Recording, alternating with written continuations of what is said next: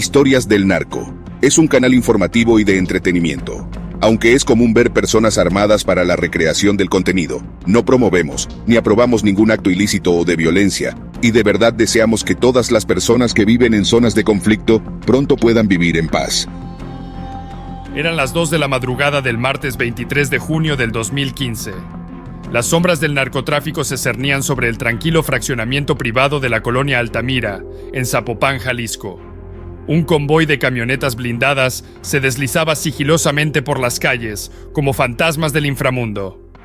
Dentro de esos vehículos se ocultaban las fuerzas especiales del ejército y agentes de la PGR, sus rostros cubiertos por pasamontañas, su determinación palpable en el aire. Los grupos de militares descendieron de las unidades, se dividieron estratégicamente en el lugar. Algunos corrieron para enfrente, otros a la parte trasera, cerraron las calles. Era una operación quirúrgicamente planeada. Cerca de 15 efectivos se aproximaron a la caseta de vigilancia y le exigieron a mentadas de madre al guardia que abriera la puerta de la caseta. Así por las buenas, al guardián de la noche no le quedó de otra que abrirles. Los efectivos desconectaron las cámaras de vigilancia, algunas más las destruyeron, el grabador de video se lo llevaron. Los militares exigieron al hombre cortar el suministro eléctrico del complejo de apartamentos. A las 2:15 de la madrugada, el fraccionamiento quedó sitiado. Las camionetas rodearon la manzana donde se escondía Rubén Oseguera González, también conocido como el Menchito, hijo del poderoso líder del cártel Jalisco Nueva Generación. La operación era quirúrgicamente precisa, como un bisturí afilado en manos de un cirujano experimentado. Algunos verdes intentaban trepar por la parte trasera del lugar, otros luchaban por abrir el portón. Momentos después ingresaban cerca de 20 soldados al lugar. Sabían el domicilio correcto, santo y seña del lugar. Color de la casa, color de la puerta. Sin duda un soplón había cantado. Habían llegado a una de las guaridas del Junior, Rubén Oseguera González, el Menchito. En el interior de la casa encontraron a Rubén Oseguera González dormido. Era la residencia de su hermana y su cuñado Julio Alberto Castillo Rodríguez, el lugar donde Menchito, su esposa e hijos habían estado viviendo temporalmente. Ambas familias, la de Menchito y su hermana, pernoctaban en la casa. El segundo al mando del cártel Jalisco Nueva Generación estaba convaleciente después de una cirugía reciente. Los militares derribaron la puerta y lo atraparon en boxer, sin necesidad de un solo disparo. Tras cerca de media hora de haber llegado, la tropa se retiró. Se llevaron a Menchito y a su cuñado Julio Alberto Castillo. La captura del Junior fue una sorpresa total para el cartel. Nadie les había avisado a tiempo. Los sobornos a funcionarios y su red de espías habían fallado. En el trayecto de su detención, las fuerzas del orden no tuvieron piedad. Agredieron a la esposa del capo y a menores de edad amedrentaron al propio Menchito y a su cuñado. A ambos los sacaron en paños menores, burlándose de ellos con frases como «totalmente coopel», o al menos es lo que se lee en las declaraciones del dos y de su cuñado. En el trayecto, los de gobierno les proporcionaron ropa para que se vistieran. El propio Menchito y su cuñado alegaron que fueron golpeados y además, decían, les sembraron armas para justificar la detención del Junior. En medio de la oscuridad de esa noche, la ley había alcanzado al hijo del líder más poderoso del narcotráfico en México. Las acusaciones de delincuencia organizada, secuestro y manejo de fondos financieros ilegales finalmente se cernían sobre él, según confirmaba el Comisionado Nacional de Seguridad de México. El Menchito ya no era un fantasma que acechaba las sombras. Ahora estaba tras las rejas, y el cartel estaba en alerta. Pues esta vez, el elemento sorpresa había jugado en su contra. Sin embargo, el gobierno mintió para justificar la captura del Junior. Según las primeras versiones del gobierno, a los dos, Menchito y su cuñado los habían capturado a bordo de un vehículo con armamento. Era una infame mentira del gobierno. Al Menchito lo agarraron dormido. El 2 del cartel de Jalisco saboreaba las amargas mieles que el narcotráfico sabe dar.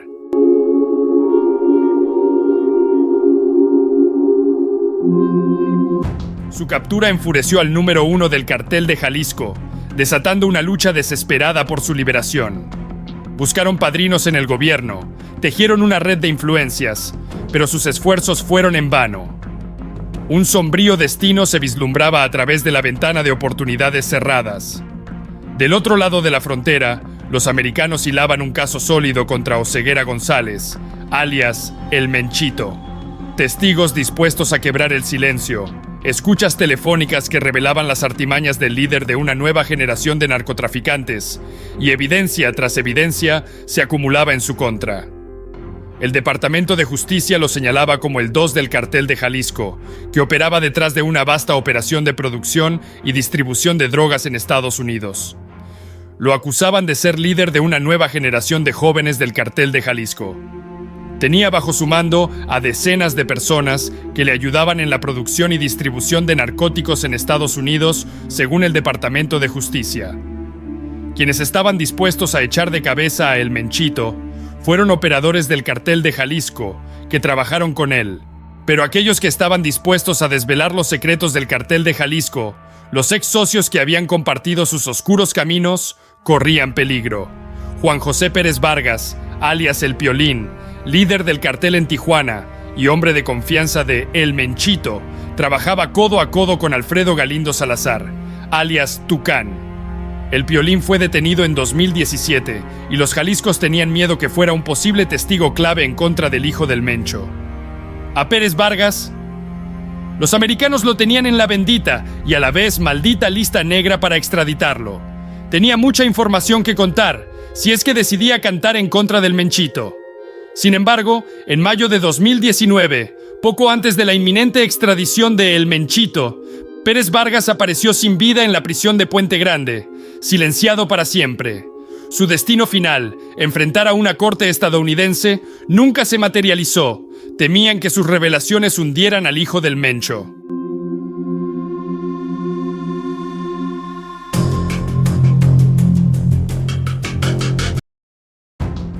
El oscuro tablero del ajedrez del crimen se movía nuevamente, cuando en meses posteriores capturaron a Carlos Almada Castillo, alias El Chicken, El Pollo o El Ingeniero, jefe de Plaza de Zapopan y presunto hombre de confianza de El Menchito y del Sapo. Estados Unidos lo incluyó en su lista negra de extradición, lo que significaba una sentencia de muerte inminente. Su función en el cartel era trasiego de narcóticos y contrabando de armamentos para el cartel. Pero mientras se tramitaba su extradición, en febrero de 2020, El Menchito fue extraditado y 2 semanas después, Carlos Almada El Chicken apareció sin vida en la cárcel de Puente Grande. Algo parecía oscuro y maquinado en la sombra, como si alguien estuviera eliminando testigos que pudieran socavar el imperio del cartel de Jalisco. Curiosamente, alguien allanaba el camino para el Junior, reduciendo el número de testigos en su contra. Vociferaban fuentes de inteligencia mexicana y americana que el padre del 2 movía sus piezas en este juego mortal, haciendo todo lo posible para que su hijo llevara un juicio menos duro en Estados Unidos. Siguiendo el oscuro ejemplo de capos anteriores, como el Chapo Guzmán y el Mayo Zambada, que estaban dispuestos a todo para asegurarse de que sus hijos no pagaran por los pecados de sus padres. Tras la captura de Iván Archibaldo en 2005, el Chapo Guzmán Loera planeó una feroz venganza contra José Luis Santiago Vasconcelos. Acusaron al funcionario de tortura y de querer hacerle pagar al Chapito los delitos de su padre. Y en esa misma sintonía lo hizo el Mayo Zambada, cuando salió de su cueva en las montañas y dio una entrevista al fundador de la revista Proceso, con el objetivo de presionar a los americanos, ya que se la estaban haciendo cansada a su hijo el Vicentillo.